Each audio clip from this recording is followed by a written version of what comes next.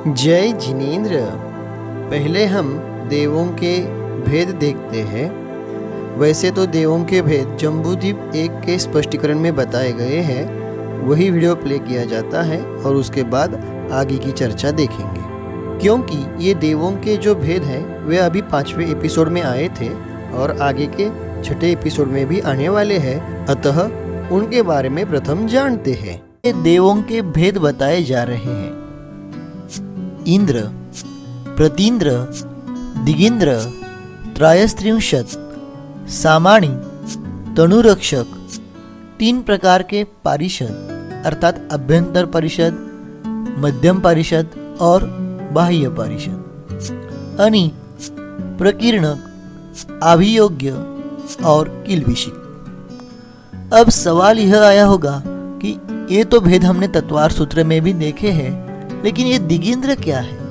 तो लोकपाल को ही दिगींद्र कहते हैं। देवगति के जो देव हैं उनकी कैटेगरीज बताई गई हैं। जैसे राजा की सभा में राजा प्रमुख होता है, युवराज होता है, मंत्री होता है, पुरोहित होते हैं और सैनिक होते हैं। उसी तरह ये इंद्र, प्रतींद्र, दिगींद्र आदि होते हैं। जो इंद्र होता है वह राजा सदृश प्रमुख होता है, जो प्रतींद्र होता है वह युवराज सदृश होता है, दिगींद्र सेनापति सदृश होते हैं, त्रयस्त्रिंशत् पुत्र सदृश होते हैं, सामाणी पत्नी सदृश होते हैं, तनुरक्षक अंगरक्षक अर्थात बॉडीगार्ड सदृश होते हैं। 3 प्रकार के जो पारिषद हैं वे बाह्य समिति, मध्यम समिति और अभ्यंतर समिति के सभासद सदृश होते हैं। जैसे हमारे यहाँ जनरल सदस्य, कार्यकारिणी सदस्य और प्रमुख सदस्य ये अलग कैटेगरीज होती है, उसी तरह अभ्यंतर परिषद, मध्यम परिषद और बाह्य परिषद लगाना। जो अणिक देव होते हैं वे सेना सदृश होते हैं। प्रकीर्णक देव जो होते हैं वो सामान्य प्रजाजन सदृश होते हैं। अभियोग्य देव दास सदृश होते हैं जो हाथी, घोड़ा आदि वाहन बनते हैं। और जो किल्बिषिक देव हैं वे नृत्य गायन सदृश होते हैं, अर्थात ये सभा में नृत्य गान आदि करते हैं। इन देवों को अपने अपने पदवी अनुसार ही शक्ति, ऐश्वर्य, देविया, वैभव आदि प्राप्त होते हैं। अब इंद्रों के विमान कहाँ पे होते हैं यह देखते हैं। जैसे पहला स्वर्ग का जो सौधर्मेंद्र है वह प्रभा नामक इंद्रक विमान से दक्षिण दिशा में 18वें श्रेणीबद्ध विमान में रहता है, और दूसरा ईशानेंद्र है वह उत्तर दिशा में 18वें श्रेणीबद्ध विमान में रहता है। यह हमने वीडियो में देखा है। अब आगे तीसरे स्वर्ग का जो सानत कुमार इंद्र है वह चक्र नामक इंद्रक विमान से दक्षिण दिशा में जो 16वां श्रेणीबद्ध विमान है वहाँ पे वह सानत कुमार इंद्र रहता है।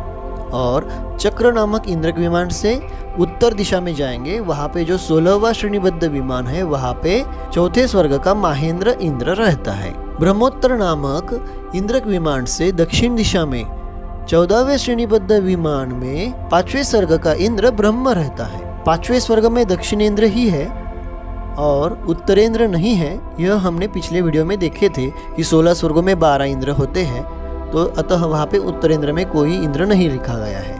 वैसे ही आगे जानना है, लांतो नामक इंद्रक विमान से दक्षिण दिशा में जो 12वां श्रेणीबद्ध विमान है वहाँ पर लांतो नामक दक्षिणेंद्र रहता है। फिर आगे महाशुक्र भी जो है उस इंद्रक विमान से उत्तर दिशा में जो 10वां श्रेणीबद्ध विमान है वहाँ पर महाशुक्र नामक उत्तरेंद्र रहता है। यहाँ पर दक्षिणेंद्र नहीं होते, हमने यह पिछले वीडियो में देखा ही है। सहस्रार नामक इंद्रक विमान से उत्तर दिशा में जो 8वां श्रेणीबद्ध विमान है वहाँ पर सहस्रार नामक उत्तरेंद्र रहता है। अब आगे आनत प्राणत स्वर्ग का इंद्र कहाँ रहता है यह बताते हैं।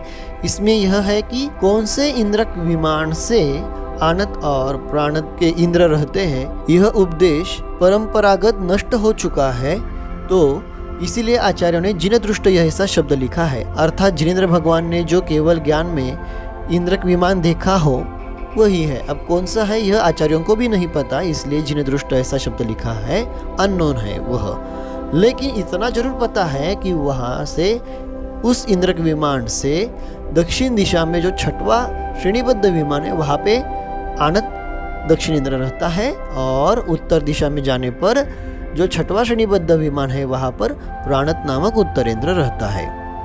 अब आगे के जो आरण अच्युत स्वर्ग के बारे में बता रहे हैं कि आरण नामक इंद्रक विमान से ही दक्षिण दिशा में छठवा जो श्रेणीबद्ध विमान है वहां पे आरण दक्षिण इंद्र रहता है, और अच्युत नामक इंद्रक विमान से उत्तर दिशा में जो छठवा श्रेणीबद्ध विमान है वहां पर अच्युत नामक उत्तरेंद्र रहता है। अब प्रत्येक स्वर्ग के नगरों का विस्तार बताते हैं। हमने वीडियो में देखा था सौधर में जो स्वर्ग है वहां पर 84,000 योजन विस्तार वाले नगर है।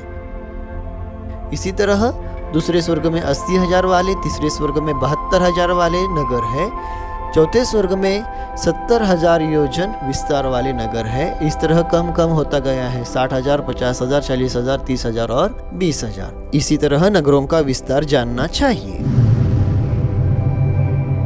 प्रत्येक नगर में प्राकार अर्थात कंपाउंड भी होता है और गोपुर द्वार भी होते हैं। गोपुर किसे कहते हैं? तो जो कंपाउंड के जो दरवाजे हैं उन दरवाजों पर घर बने हुए हैं, अतः उनको गोपुर ऐसा कहा जाता है।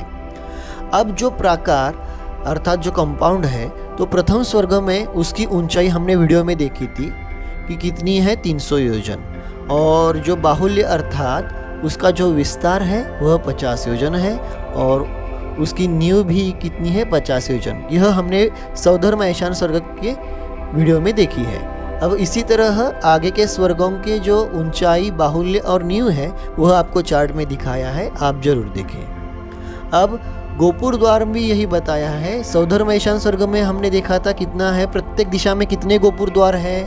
तो पहले दूसरे स्वर्ग में प्रत्येक दिशा में 400 गोपुर द्वार है, और प्रत्येक गोपुर द्वार की ऊंचाई 400 योजन है और उनका व्यास 100 योजन है। यह हमने पहले दूसरे स्वर्ग का देखा। इसी तरह तीसरे चौथे स्वर्ग से लेकर 16वें स्वर्ग तक प्रत्येक दिशा में कितने गोपुर द्वार होते हैं, उनकी कितनी ऊंचाई होती है और उनका कितना व्यास होता है, यह आपको चार्ट द्वारा दिखाया गया है। उदाहरण के तौर पर एक देखते हैं, सानत कुमार महेंद्र स्वर्ग में जो प्राकार है उनकी ऊंचाई 250 योजन है, उनकी बाहुल्य अर्थात विस्तार 25 योजन है, और नींव भी उतनी ही होती है, 25 योजन है।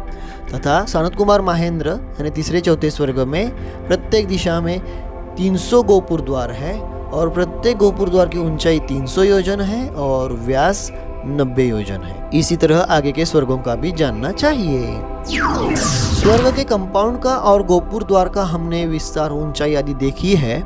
अब वहां पर देवों के गृह भी होते हैं, तो यह बताते हैं जो सौधर्म ईशान स्वर्ग के देवों के जो गृह है उनकी हाइट 600 योजन है, उन गृहों की लंबाई 120 योजन है और चौड़ाई 60 योजन है। और नीचे नीचे क्या होता गया है, कम कम कम होता गया है, वह आप चार्ट में देखिए।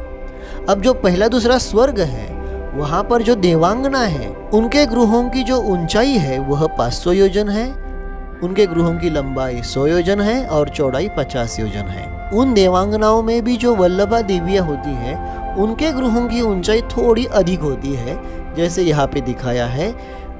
देवांगनाओं की वैसे तो 500 होती है, लेकिन वल्लभा जो देवियां है उनके गृहों की ऊंचाई 520 योजन होती है। अब आगे के स्वर्ग के देवांगनाओं के गृह और वल्लभा गृहों की ऊंचाई आप चार्ट द्वारा जान लीजिए। इसमें एक विशेष बात यह है कि जो प्रथम दूसरे स्वर्ग के देवियों के गृह है उतनी ही हाइट, लंबाई, चौड़ाई तीसरे चौथे स्वर्ग के देवों के गृह की है।